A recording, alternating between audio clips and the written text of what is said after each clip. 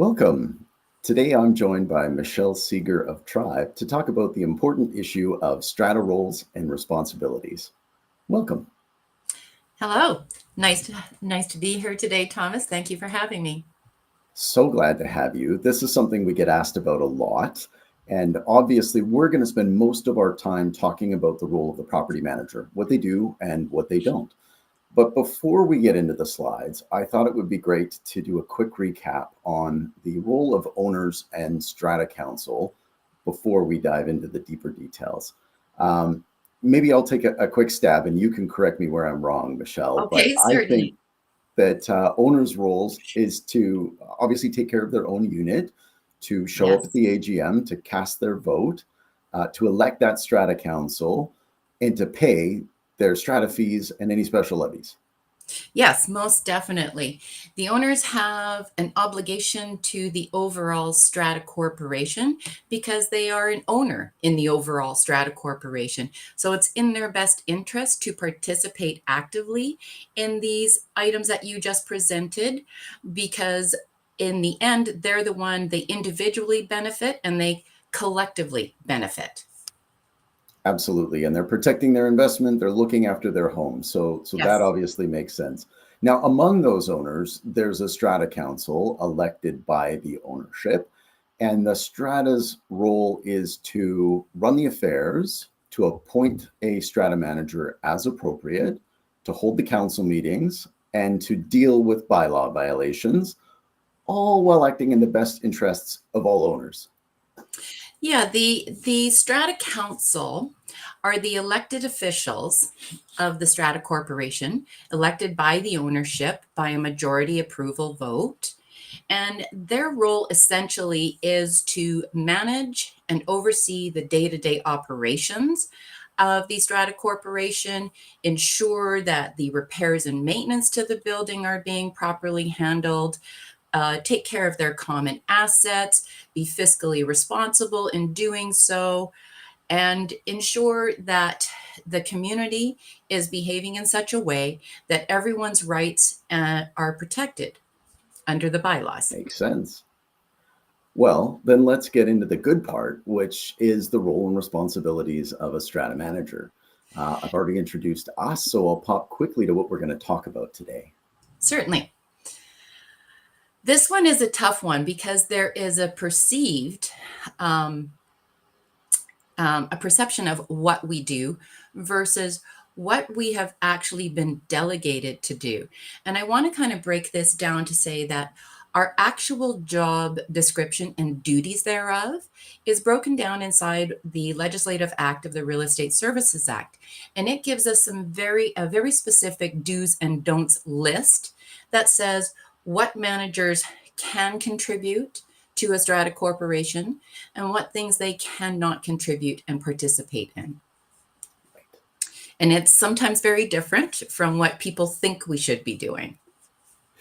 And it's important they understand that. So we'll go over Yes. some of those common misconceptions and then get into some frequently asked questions.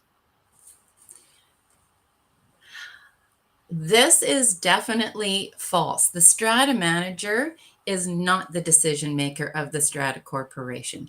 The decision maker of the strata corporation is the elected official body, the strata council. They decide on what takes place. Right. And you're there to help provide a bit of support and a bit of guidance, but they're Yes. not making the decisions. And I think that's a common misconception. So I'm glad you It started there. is, yes, it most definitely is. And sometimes, some of the topics and decisions that the councils face are not easy waters to navigate through. So it takes the collaboration between the team, the manager doing the research work in the background, obtaining quotes, taking a look at the particular situation, whether perhaps, there was some sort of major incident that took place that caused an insurance. Perhaps there's some legal matters, and oftentimes it takes some research, help the council get to the point of making an informed, appropriate decision for that particular matter that they're dealing with. That makes a lot of sense. So what does the strata manager and what is it that they are doing? You've just touched on it, but lead me through. We have, we can attend the council meetings. We can prepare all of the agendas, the minutes, the distribution thereof.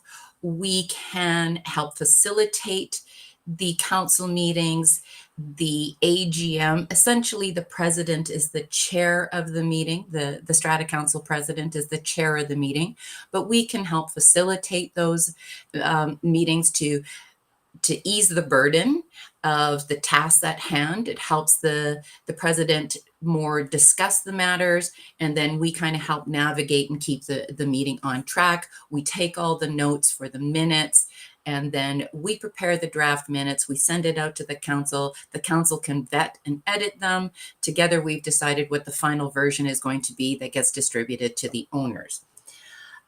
We help prepare all the annual budgets and the monthly financial statements, the year-end financial statements, collecting of the strata fees and special levies, paying the strata corporation's bills.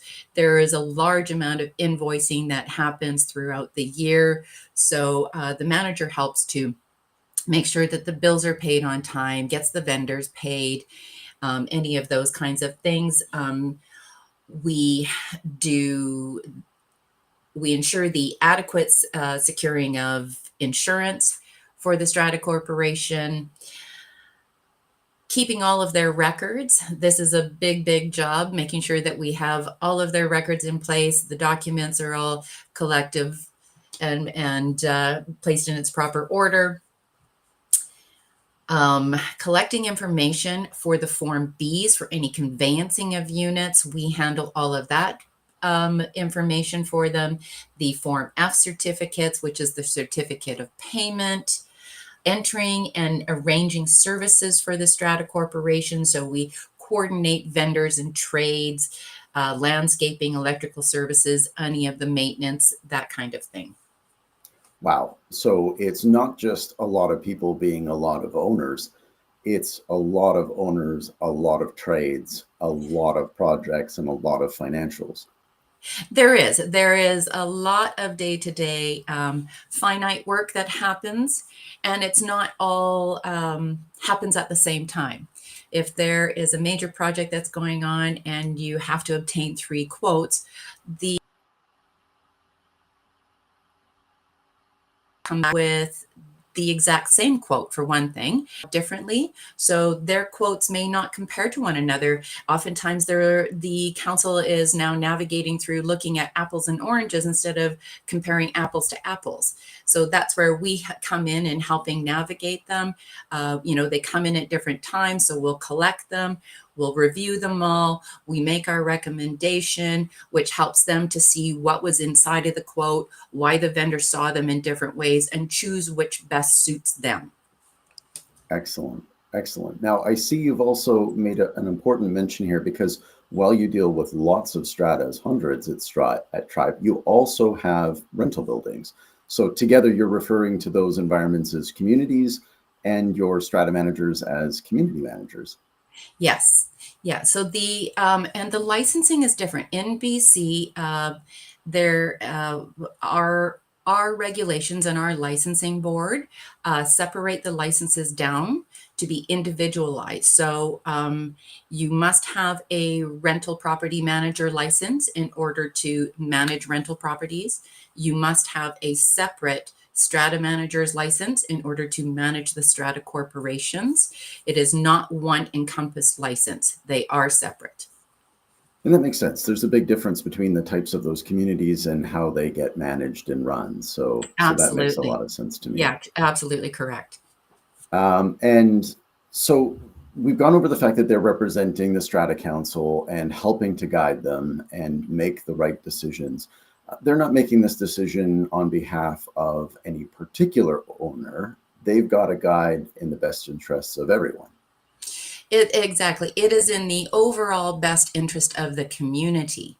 And essentially, the strata manager's role is we are an extension of the Strata Council. We are a part of the team. We are a member to help guide them as best possibly can through any of the difficult decisions that they face, which on an annual basis can be quite a few. Absolutely. And I can see those being financial. I can see them being maintenance related. I can see them being harmony related, and Yes, the way that these yes. communities can interact with each other. So it is quite a broad and complex series of different events and relationships that you manage. Yeah, and there's lots of pivoting throughout the course of the day. Well, yeah, that makes sense because you are representing so many different properties as well. So we've got another true and false question. Hmm. A strata manager enforces bylaws, many of which they have created for the building. This is also false. I know it looks that way because we are the delivery of the to advise someone that possibly taken place. So it's our name on the first letter that comes out because it will come from the strata management company. But we do write the letter on behalf of the strata council, which again is the decision maker in enforcing the bylaws. So if a complaint has come in, generally the manager receives it. The manager will advise the council that this complaint has come in. The council will review the evidence that has been brought forward and say, yes, we think that a letter notifying this person that they have possibly allegedly in breached this bylaw. We inform this owner of what the bylaw was, the incident that occurred, the date and time, and we give them an opportunity to respond. And then based on what we receive back from the response, the council then will decide whether any further action needs to take place or whether no further action needs to take place.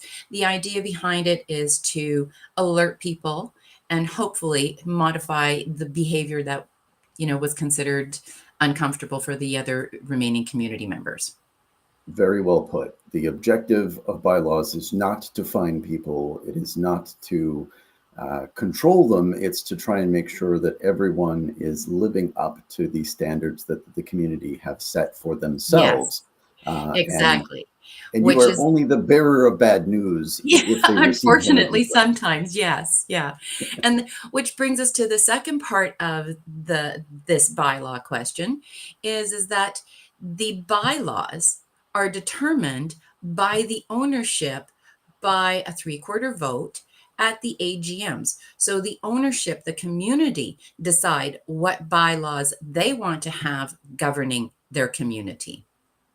The council is not able to make that decision. They don't have that authority either, and neither does the strata manager.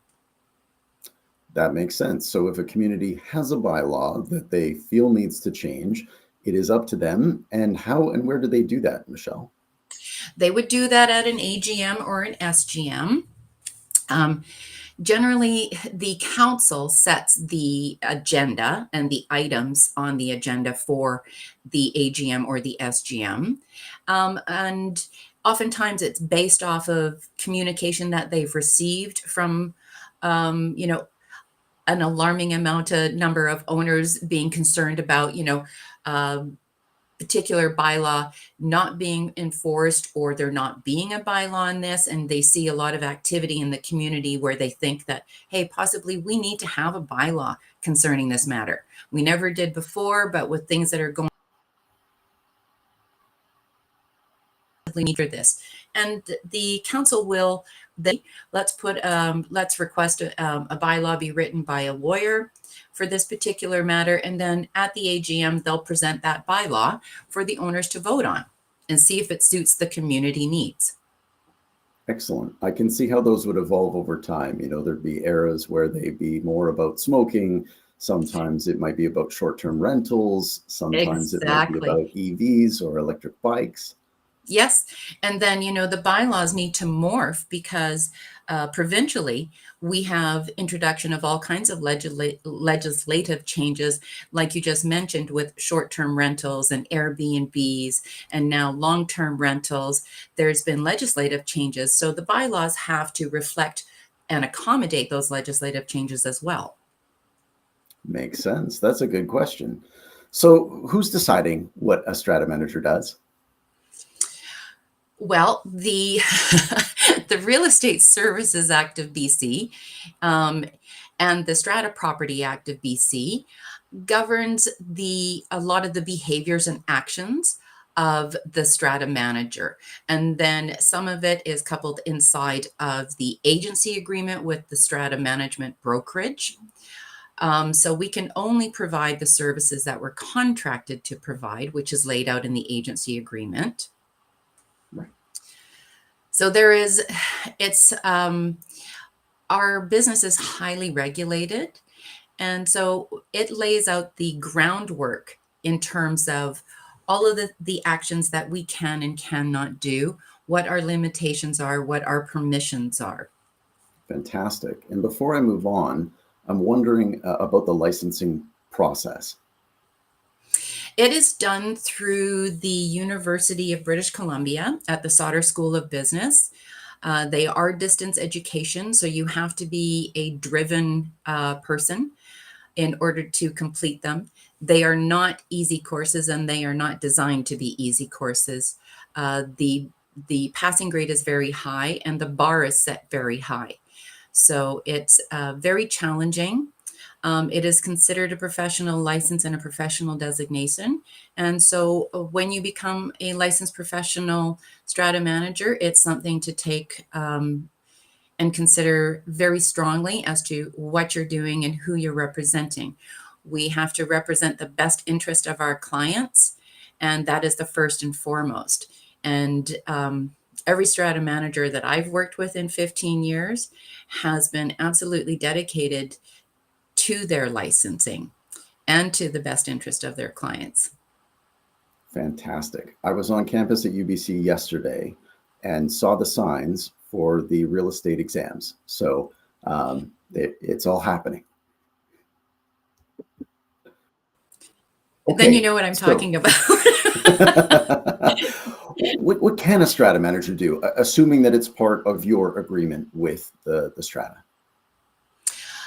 We do site inspections on the property, generally monthly or every couple of months, to note any defects on the property, to keep the council informed of that kind of thing, to say, hey, we noticed that there were some lights out. We noticed that the landscaping wasn't quite up to par. We think we should maybe do this. Let's put this on the agenda for the meeting for council to decide. Like I said, we prepare the budgets. When the year end is coming up and it's time for the AGM, about 3 months ahead of time, we'll start working with the council to get everyone in that mode of preparing for the fiscal year end and what to consider for next year's budget, what kind of projects they think they might have to do, whether or not, maybe they need. We did one gutter cleaning this year and we had lots of complaints about the gutters. So maybe we need to consider doing that twice this year and budget for that kind of thing. So there's a lot for the councils to consider, and it takes a little bit of time. I'm thinking, Michelle, that there's so much that a strata manager has to go through, and they're not responsible for a single community. They're often responsible for a dozen or even more. They're responsible for a portfolio of communities. Yes, indeed. But the managers are, they're well groomed in handling the multitasking of all of those communities, how much time they need to delegate to individual corporations, because it can vary from month to month. Some months are quieter, some months there's it's very busy activity depending on what's going on. One of the things that we haven't touched base on yet is the execution of capital projects. That is something that the manager also does, keeping in mind that, anything that's been decided at the AGM by the owners is a capital project. So it's one of the major things that take place in the course of a year. So the manager is also responsible in helping the council to execute those things. And those are big projects. They can be roof replacements, they can be building envelope replacements, window replacements, door replacements, paving, redoing the all of the roadways. It can be a number of different things. It goes on, doesn't it? We didn't even get to It plumbing does. systems and electrical and HVAC Yes. and Yes. parking, and it's a lot. And those projects would be extremely demanding. How involved do strata managers get in coordinating those processes that the strata council has decided are necessary? That can be a decision really up to the strata council. There is, under the regular limitations inside of the agency agreement, regarding the capital project. So that would be like coordinating it, setting it up, processing the billing. But then there is an addendum that allows a schedule that allows for additional costs. So if the council really wants to have the manager hands-on doing absolute project administration and coordination, working with the project manager or the general contractor, then they negotiate those extra costs. I can see that being very useful. I think it's important for all of us to remember that the strata council members are themselves volunteers within their communities. So while they often Exactly. have the community's interests at heart and their own as owners, they may not have the expertise, and they're doing this out of the goodness of their heart. So having And the that you touched on a very important subject is that the council are volunteers, and most of the time they're also working people with families, and their plate is already full. So the idea behind the partnership with the strata manager is for us to take on a brunt of the actionable items, so that the council, rather than being unpaid full-time employees of the corporation, can go back to being volunteers. That makes a lot of sense. Good. I think we're clear on what they can do. What can a strategy manager not do? Yeah, this list is quite long as well. um, Something that we have to work within the parameters of our licensing.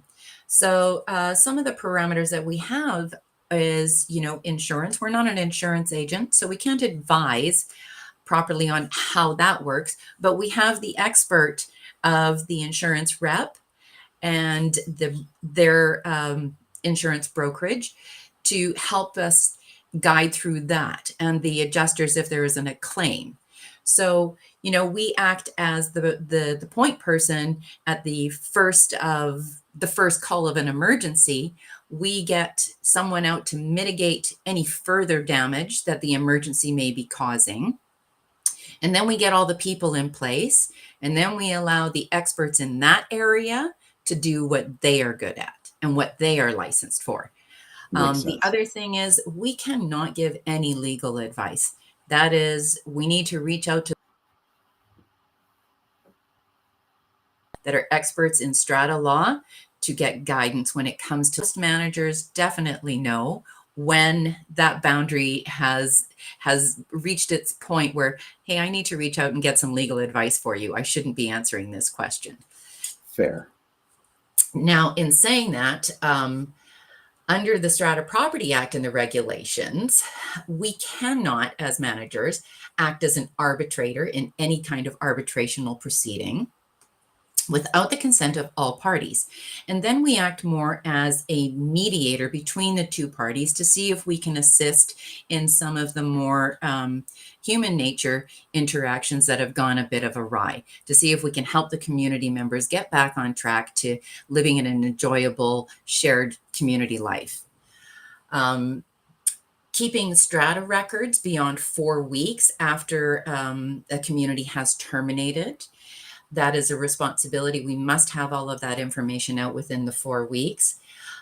We cannot be a proxy holder for an owner at an AGM or an SGM. Oftentimes, owners, they're busy, they're going on holidays, they're out of country, they have lots of things going on, and they will just send in a signed proxy to the manager and say, here you go, please, take my proxy for me. And they haven't designated anyone, thinking that the manager can hold that for them.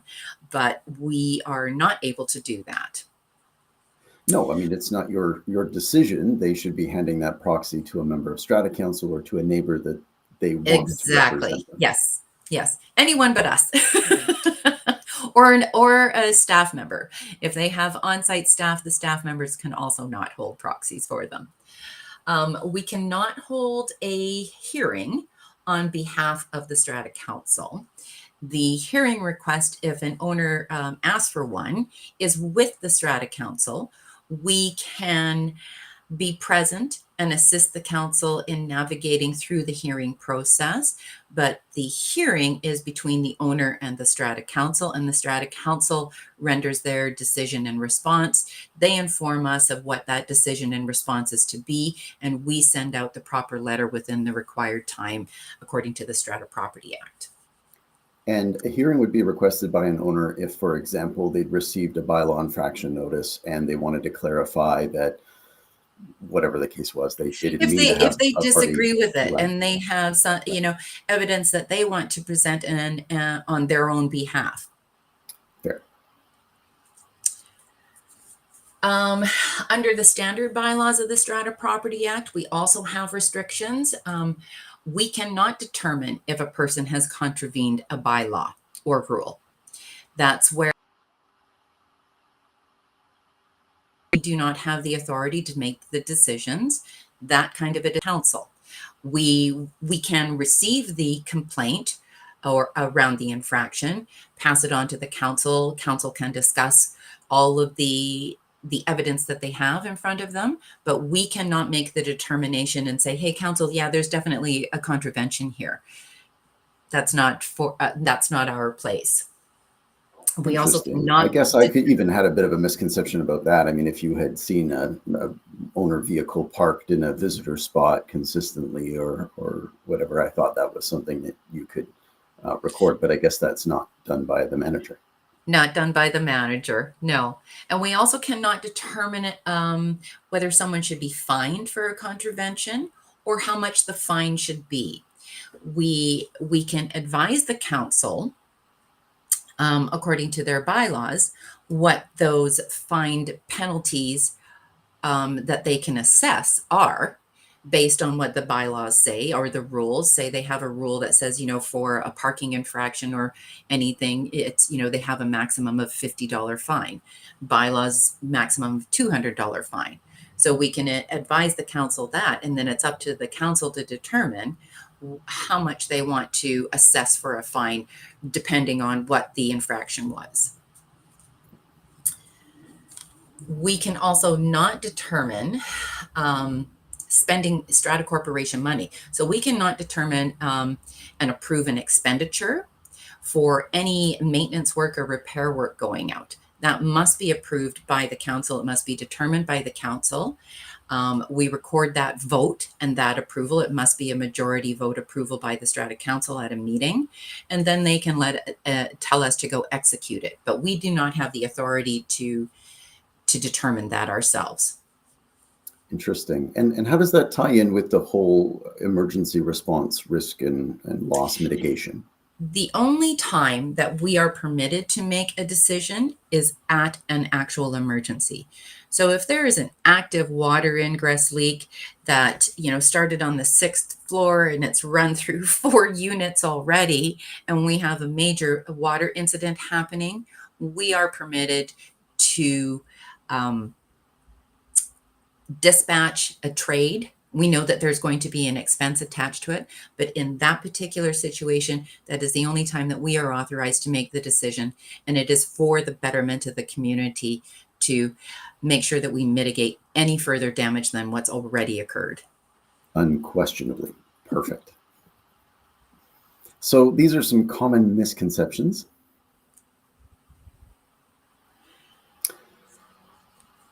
Okay, so the first one, it says that someone submitted a complaint concerning a resident that repeatedly violated bylaws by smoking in the parking area, along with a request to clean up the accumulated cigarette butts. These issues were only partially addressed, so the manager is useless. And you can, so, and in this particular case, you can empathize with this person. If they've noted repeated violations, and they feel that no action has been taken, that's not necessarily the case. If you check the minutes will refer to if this person had sent in a complaint to the council, notified the council that this violation may possibly be taking place. The council would have noted it in the minutes in their decision on sending out an infraction letter. So again, the council, when they enforce the bylaws, it is an attempt to modify behavior that doesn't suit the community. And so this is where, people want the manager to do something about it, and we don't necessarily have the authority to. We have the authority to coordinate it all and help the community, and we will continue to work on that. But it does oftentimes appear that we are not doing something that owners have instructed us to do, which also is a misunderstanding, is that managers can take instruction and direction, but only from the Strata Council. So if owners write in and give us an instruction and tell us to do something, we have to bring that to the Strata Council and have the Strata Council decide and assess on it, whether it is something they want us to do, which also then adds a few more layers, make it complicating things, and owners feel that we're not doing what we've been asked to do. Yes. And, the next example is about what is obviously a slow leak into a parking area. And they're saying, why isn't the Strata manager doing their job and fixing it? I mean, the last time I checked, no Strata manager was supposed to moonlight as a plumber or as someone that could fix, slow leaks. They may not actually want us doing that. And you don't have the authority yet from Strata Council. You've got to get that to resolve these sorts of issues. It's got to be investigated. It's got to be assessed. It's got to be determined where the source is, what is actually the problem. And those things take a little bit longer periods of time than most people would like to see. Absolutely. And speaking about taking time, elevator issues, I know that those are not easy fixes when they do go down. And again, the frustration of an owner who is probably having to wait a long time to get up and down on the remaining lift, if they're lucky enough to have more than one, comes out at you as the managers, and that's not right. Yeah. What happens if an elevator goes down, received an emergency call about it? It is considered an emergency to the building. It stops access for community members. We will contact the elevator company and dispatch to have a certified technician attend and get the elevator up and running. But again, we are at the mercy of the trade and how long it takes for them to get out. I know in the area that I live in, the technicians in Kelowna are dispatched to Penticton all the way up to Kamloops sometimes. So it can take the technician a little bit of time in traveling to get somewhere. Absolutely. And beyond that, you've got all of the issues with parts availability and, more complex issues that can impact depending on what has actually occurred, what's caused the breakdown. Yes. So I'm seeing something that I see reflected in a lot of property management Google reviews, which is the frustration is going into the wrong place.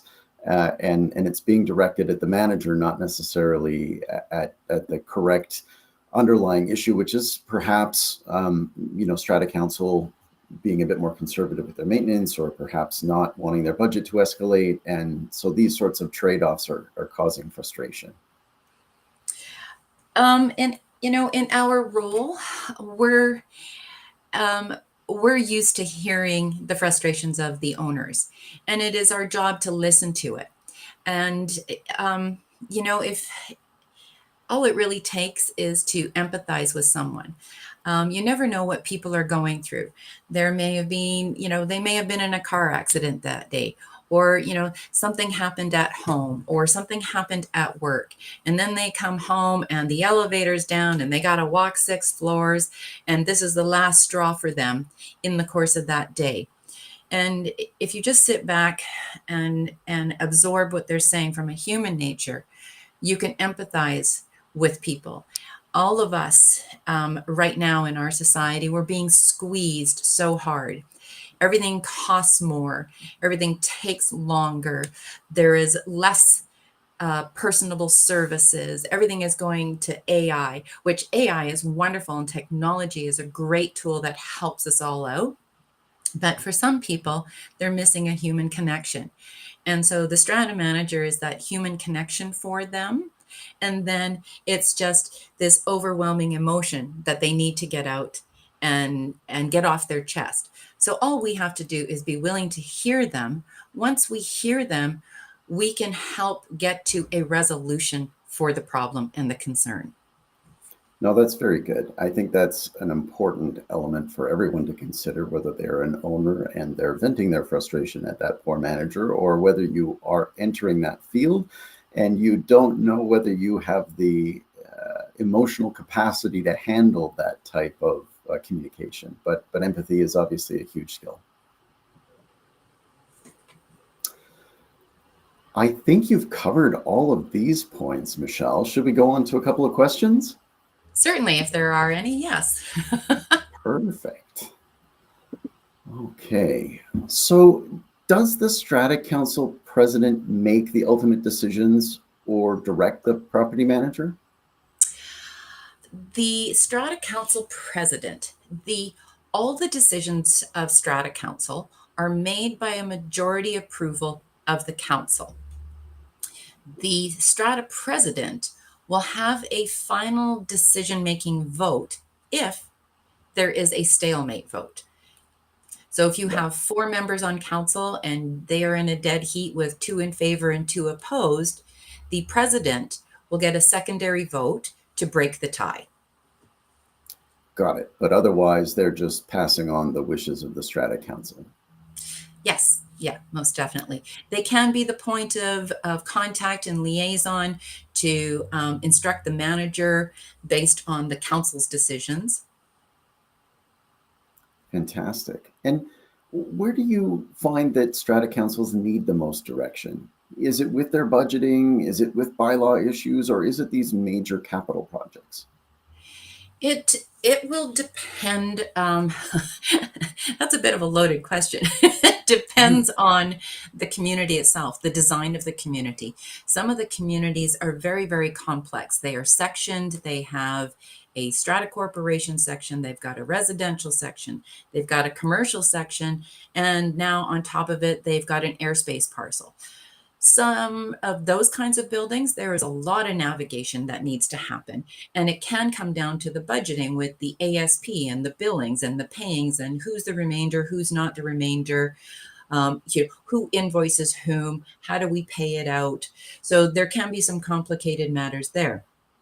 In other communities, they're older corporations and they have massive, multiple major capital projects going on, and all of a sudden it's like, well, now we may need to spend $1 million or $2 million overhauling the entire building. How do we do that?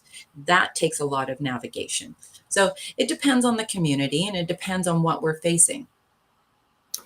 Amazing. So in short, the property manager has this super complex role, juggling lots of different stakeholders, lots of different priorities, and somehow trying to ease the burden on the Strata Council of managing and maintaining their communities. That is our goal, most definitely. Great. Well, anyone who's looking to get in touch with Tribe should visit their website. It's there at the bottom of the site. It's Tribe, MGMT, tribemanagement.com. And next week, I will be joined by arborist Cody Juradnik of Paraspace. We're going to be talking about tree bylaws and what types of trees you should be considering for your strata. A little lighter and easier subject, I think, than this week. But thank you so much, Michele. I really appreciate Thanks you. Thanks for having me, Thomas. It was enjoyable. Have a great day.